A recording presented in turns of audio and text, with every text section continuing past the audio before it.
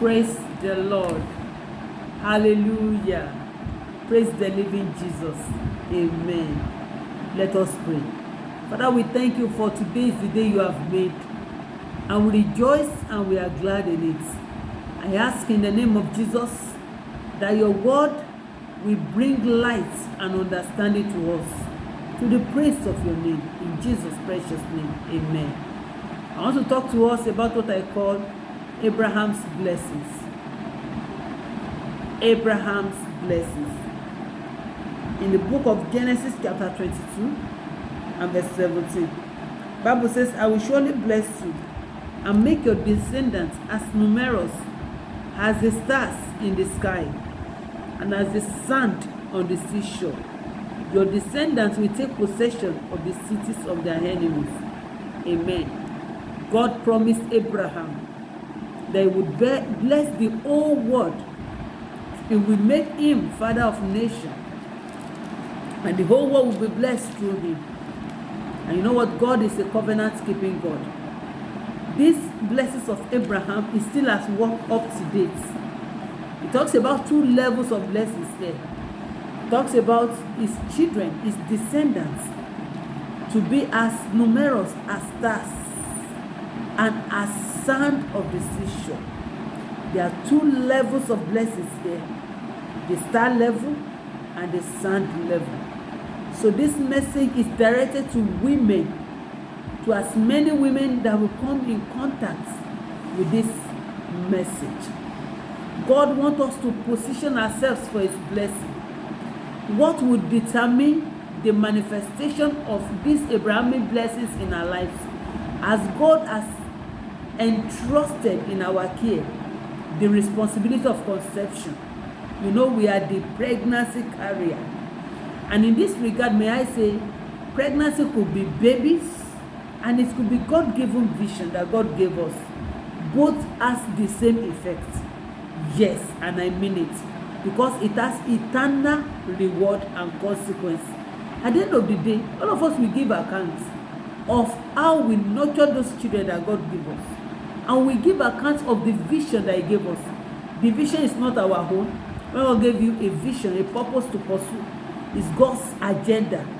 You are only privileged to anchor, to play a major role in executing that plan on earth. And the owner of the plan will ask us in the day of reckoning, you know, how we go about the vision. The same thing with conception, with bringing back to children. Hallelujah. So what am I saying? It's either we come from the order of Hagar or the order of Sarah. That's a deep one. In the book of 1 Peter chapter 3 and verse 6, Peter was talking there. He said, if we follow the footsteps of Sarah, then Sarah will be our mother. So Sarah followed in the footsteps of Sarah. What are the footsteps of Sarah? She followed God in her husband. She believed what God told Abraham. Can you imagine your husband woke up one day and said, he's traveling, he's relocating to where? We don't know. Because Abraham woke up, God spoke to Abraham, not to Sarah. And Sarah followed God in Abraham. She trusted God in Abraham. And you know what? When we walk with God in faith, there is a reward for it. And what we determine if we will walk according to the covenant of bringing forth stars or sand is our yieldedness to the Holy Spirit. Our yieldedness. When we say coming from the order of Sarah, I mean belonging to lineage of women that are deeply connected to obeying God. How do I know this? In the book of Revelation chapter 3 and verse 20. Revelation 3 and verse 20. It says, here I am. I stand at the door and knock. If anyone hears my voice and opens the door, I will come in and eat with that person and they with me. Jesus is knocking on the door of our hearts as women. If we carry the vision that God will give you with carnal mentality, you will have Hagar results. Yes, Hagar had a son for Abraham. The son was still blessed, Ishmael by name. That is the covenant by sound, S-A-N-D, sound of decision. But God said, no, I want a man. I'm giving you a child that will be born out of faith, not out of flesh. How many women are walking according to flesh now? And they are mishandling the glorious destiny that God is passing through their hands. God is still looking for women that will walk in the order of faith. You know what?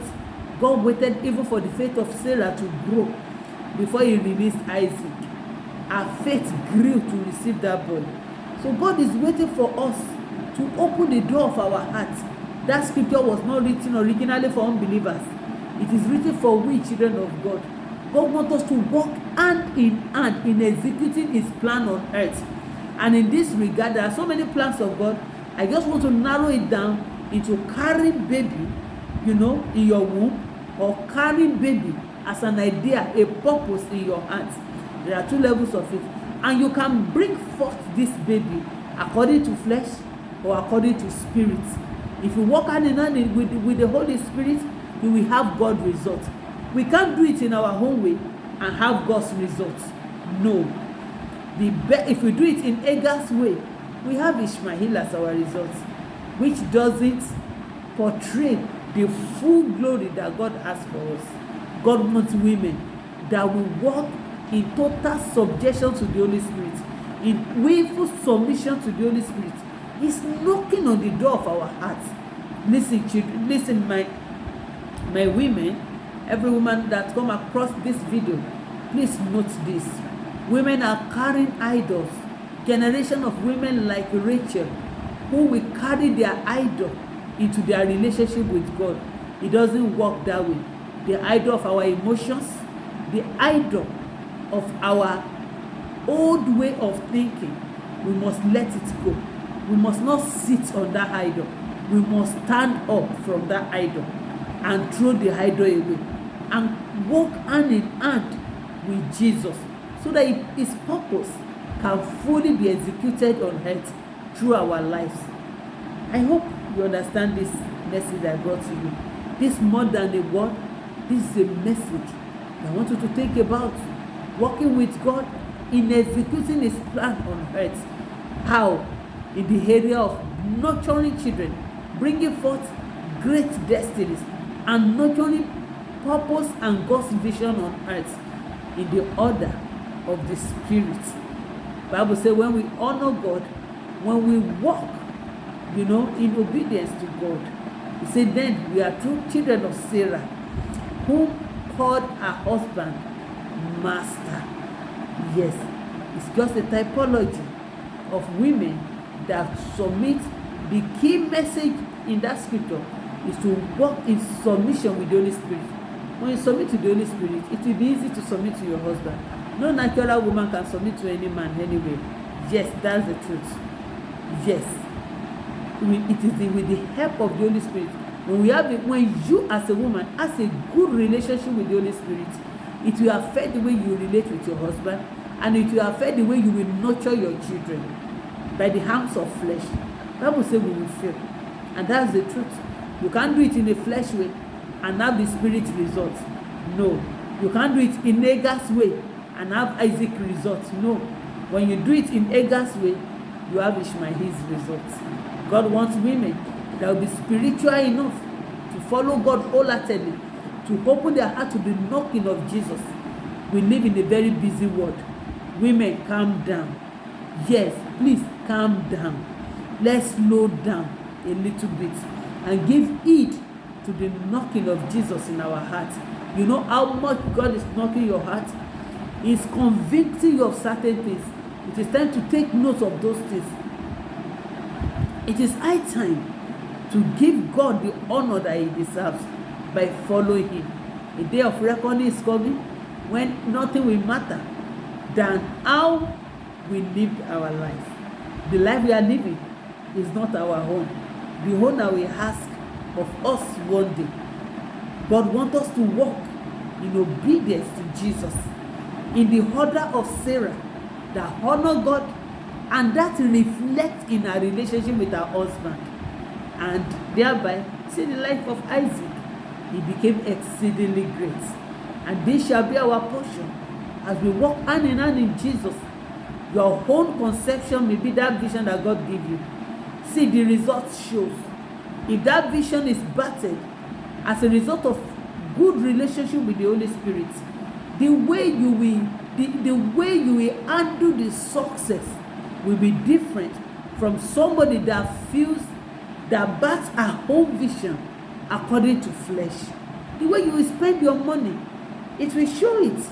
The way you will deal with people around you, now that God has lifted you financially, it will show. It will show. If it is Hagar's way, you will see arrogance in the expression of the outcome of the financial success. But when your business is born of God and you are now successful financially, we see the results in humility of heart, in love, in empathy, in joy of the Holy Spirit. The process will determine the products. God wants us to be conscious of living our life in the order of Sarah. Yes, so that we can have Isaac results. Let's do it in God's way. We are Abraham's seed and heir according to the promise. When we walk according to the Spirit, we have the star results.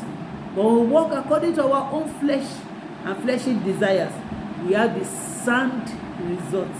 We can't compare the two. There is a lasting glory, a lasting reward. And that should be our goal. A reward that lasts beyond us. And God is the rewarder. He gives reward. But if we do it in God's way, that's when we can have God's reward. We cannot do it in our own way. You cannot raise your children in your own way and have God's reward. When we raise our children, when you raise your vision, your purpose in God's way, then you have God's results. And how? What do I mean by that God's way? Opening your heart to the knock of Jesus in your heart. Revelation chapter 3 and verse 20. Jesus is there knocking at the door of our hearts. If any man will open a heart, Jesus will come in and make his own. He will sit with you. He will dine with you. He will be there with you. Jesus wants to be in us and walk in us and walk through us. Then we have Jesus kind of results. God bless you. I am Prophetess Mabel Akinwumi. So nice coming your way. You are daughter of Sarah. When you follow the example of Sarah by responding to the knock of Jesus in your heart, it's total submission and subjection to the Holy Spirit. God bless you. Bye.